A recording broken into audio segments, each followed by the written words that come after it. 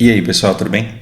É, Essas lembranças aqui de Facebook, elas estão bastante intensas nessa última semana.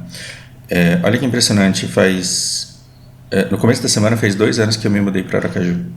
Foi uma decisão incrível, acertada, estou cada vez mais feliz, as coisas para mim estão cada vez melhores aqui.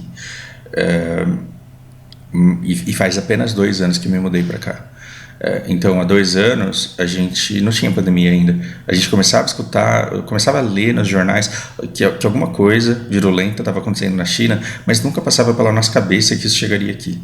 Na época, eu dizia que a gente perdia tempo ainda não, né? Mas em fevereiro do ano passado, eu dizia que a gente perdia tempo falando de corona quando a gente tinha dengue aqui para cuidar. Drauzio Varela dizia que não deviam se preocupar porque isso não chegaria aqui. E a gente falava de acordo com a realidade que a gente tinha na época, com as informações que a gente tinha 2 anos atrás. E veja como tudo mudou. Veja o quanto você cresceu, veja o quanto você amadureceu, tomando porrada, o quanto você aprendeu nesses últimos 2 anos sobre a vida, e quanto você teve que se readaptar e sobreviver. 2 anos atrás essa doença nem existia, e há 1 ano atrás eu tinha contato com a imagem que mais me chocou durante todo esse tempo. Embora eu tenha visto cenas horríveis de dentro de UTIs europeias, de famílias com depoimentos desesperados de não conseguir sobreviver, por não conseguir gerar nenhuma renda na pandemia, embora eu tenha visto cenas horrorosas de pessoas correndo com tubos de oxigênio e brigando por eles,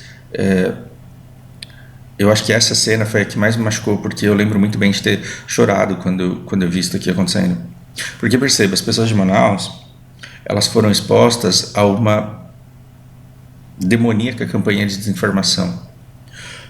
Então, muito dinheiro foi investido na formação de opinião, muito dinheiro foi gasto com influencers, com canais televisivos, e uma massiva campanha foi feita para transformá-los em cobaias de um grande experimento diabólico, que vamos ver o que acontece se a gente não fizer nada, vamos ver quantas pessoas morrem e o quão rápido a gente sai disso e o quão imunizadas as pessoas vão sair disso, para que a gente tenha parâmetros. Então lá foi feita uma campanha massiva para que as pessoas achassem que nada estava acontecendo.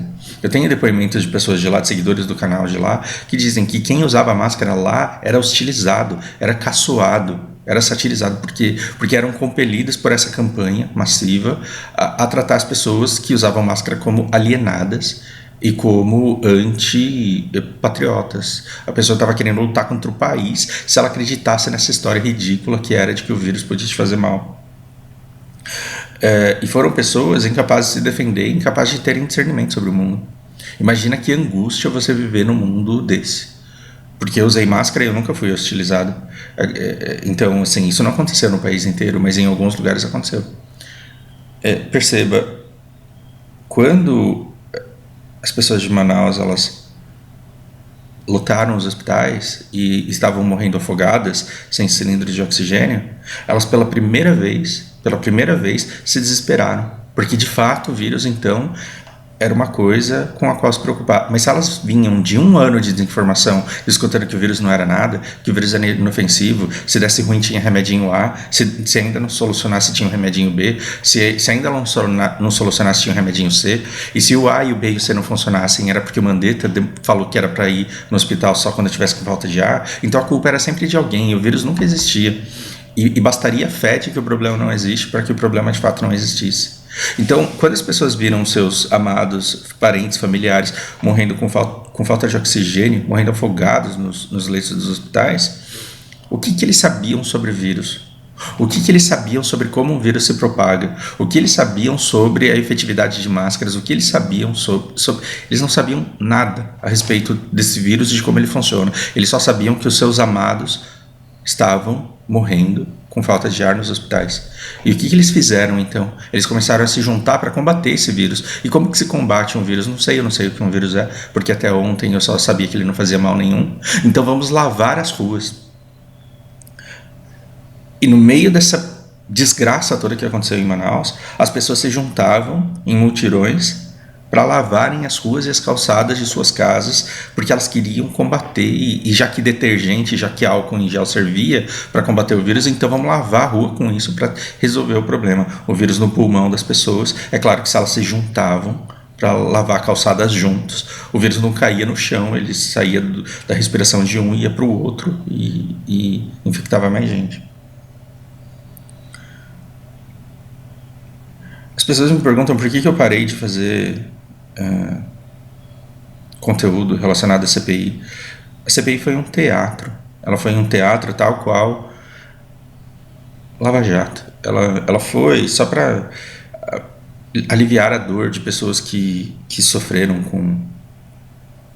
com suas perdas, para que elas olhassem para a televisão e vissem um monte de gente falando difícil, e vissem um monte de gente brigando, para que elas tivessem a sensação de que alguma justiça estava sendo feita, porque aquilo nunca passou de um teatro, de um palco, para que as pessoas brilhassem, e para que no subconsciente das pessoas, elas realmente achassem que o mundo é polarizado e que existem duas versões a respeito de um único vírus.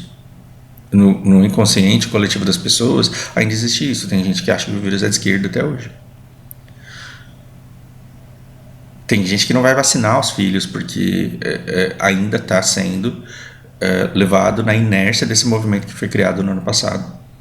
Para quê? Para defender os interesses do grande capital, das grandes empresas, de grandes investidores, que não queriam que suas perdas fossem maiores ainda do que já estavam sendo. Nós conseguiríamos mudar o país? Nós conseguiremos fazer com que grande parte da nossa população tenha discernimento e seja capaz de se defender dessas campanhas massivas de desinformação? Não. A gente vai conseguir fazer com que todo mundo no Brasil deixe de ser antivacina, os poucos que são, né? A gente vai conseguir que todos os antivacinas entendam a realidade do que acontece no mundo? Também não. E antes que você fale, nossa, Fausto, por que um vídeo de desesperança tão cedo assim? Esse vídeo não é de desesperança. Esse vídeo aqui é um pedido para que você olhe no espelho. Então eu quero que você olhe no espelho e veja o que esses 2 anos fizeram com você. O que esse último ano fez com você. O quanto você aprendeu sobre o vírus. O quanto você aprendeu a se proteger dele. O quanto você aprendeu sobre comportamento de pessoas no cenário onde políticos investem... E empresários, na verdade, né? Políticos comprados por empresários investem rios de dinheiro para desinformar as pessoas. E o quanto você criou defesas contra isso, e o quanto talvez você tenha melhor julgamento e melhor discernimento sobre como funciona o mundo hoje. Para quê? Para te preparar para a próxima. Eu passei a vida inteira lendo biografias e livros de história, e eu sempre me interessei por relatos de guerra, e para mim era impressionante o quanto as pessoas desenvolviam força e resiliência. Aquelas que foram expostas a um cenário de guerra, o quanto elas saíram transformadas, marcadas para sempre, mas muito mais fortes, com uma casca muito mais grossa. E aí eu quero que você olhe no espelho e veja o quanto a sua casca está mais grossa depois de tanta desgraça que você presenciou e depois de tanta dificuldade que você presenciou. E famílias passaram fome e sobreviveram à quebra da Bolsa de 1930. Famílias foram destruídas e ainda assim sobreviveram e se reconstruíram depois da Segunda Guerra Mundial e depois da Primeira Guerra Mundial, depois de todas as outras guerras. Se você ainda está perdido depois de 2 anos e você ainda não sabe como começar a reconstruir a sua vida, saiba que o principal você já tem. Você teve a força de chegar até aqui, você teve a resiliência de aguentar tudo isso, você talvez tenha melhorado e se informado melhor sobre como funciona o mundo, e ciente de como o mundo funciona, talvez você tenha percebido que você não pode ser inocente e incauto para conseguir sobreviver a ele e se virar. Então você vai começar a desenvolver aí o que você precisa para conseguir sobreviver nesse mundo, porque as pessoas não farão com que você sobreviva facilmente. Você não pode esperar isso de governos ou de pessoas. Olhe para trás e valorize o aprendizado e se pergunte o que eu faço agora para que a minha vida não seja somente um passar do tempo sem a minha consciência do mundo que me cerca e de como eu atuo nele e de como eu posso transformá-lo para melhor e se não para todo mundo, para mim. Como que eu posso fazer esse mundo melhor para mim, para que eu tenha uma vida melhor nele. Agora tá na hora da gente começar a pensar sobre isso. A gente tem números assustadores de novos casos de Covid e de gripe. E a gente tem números de mortes que a gente não sabe se subirão ou não, porque ainda está muito cedo para falar. A gente ainda tem muita coisa a descobrir. E o que a gente precisa? De olhos atentos. Porque quem conseguiu extrair a verdade do mundo que o cercava há 1 ano atrás e há 2 anos atrás sobreviveu melhor por isso e teve mais chances. Eu espero que você continue interessado no funcionamento do mundo que te cerca, para que você continue tendo mais chances, porque eu não vou conseguir te salvar quando você colocar na cabeça que vacina não serve para nada e que é prejudicial. Eu não vou conseguir te salvar quando você enfiar na sua cabeça que determinadas coisas são verdades e que você deve agir de acordo com um influencer tal que você conheceu. Eu não farei nem força para isso mais. Portanto, não forme a sua visão de mundo a partir da cabeça de uma única pessoa, muito menos de mim, que eu não sei nem quem sou. Estude muito, multidisciplinas, multiciências, e junte tudo isso e forme a sua visão de mundo e haja de acordo com ela. E consiga, através dela, melhores formas de sobreviver. Me perguntaram se eu não vou fazer mais vídeos de BDO. Eu me pergunto quantas pessoas não começaram a jogar BDO influenciadas por mim e quantas pessoas não começaram a jogar 10 horas, 12 horas por dia, não fazendo nada além disso, porque quando eu jogo BDO eu dou aula, quando eu jogo BDO eu escuto vídeos no YouTube. Eu me pergunto quantas pessoas não investiram muito tempo e um tempo completamente improdutivo para formar um set que elas simplesmente achavam que elas precisavam e deixaram de aprender outras coisas que poderiam melhorar a qualidade de vida delas. E se eu voltar a me empolgar com o BDO, talvez eu gere conteúdo sobre ele. Hoje em dia eu mal me atualizo, eu mal leio os patch notes, então eu não tenho como satisfazer a vontade de alguns de vocês de gerar conteúdo sobre o jogo. E ainda assim eu quero que ser visto não como um cara que te faz jogar BDO, mas como alguém que te faz refletir e pensar acerca da vida e de como que você pode, em meio a tanto caos e tanta desinformação e tanta falta de discernimento, como você pode lutar para ter um discernimento melhor para conseguir melhores condições de vida. Talvez essa fosse uma melhor apresentação para esse canal aqui em 2022.